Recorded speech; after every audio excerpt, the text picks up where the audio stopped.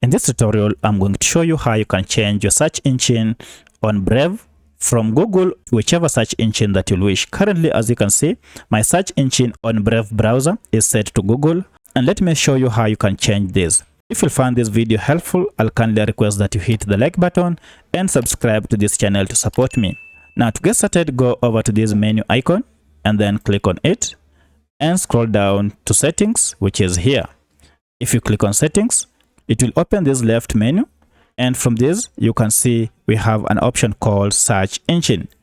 If I go ahead and click on it, now you can see the current search engine is set to Google. You can change it by just clicking on this, and then go ahead and choose any of the search engines that you wish by just clicking on it and then tap on set as default. Now if you go ahead and open a new browser, you will see the changes have taken effect, and if you try to browse, you can see now you'll be browsing with your new search engine. And currently you can see I have changed it to Bing.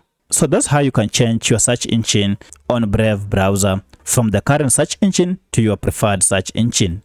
If you have any other question, kindly let me know in the comment section. Otherwise, if this video was helpful to you, kindly hit the like button and subscribe to this channel to support me. Thanks for watching, and let's meet in the next video.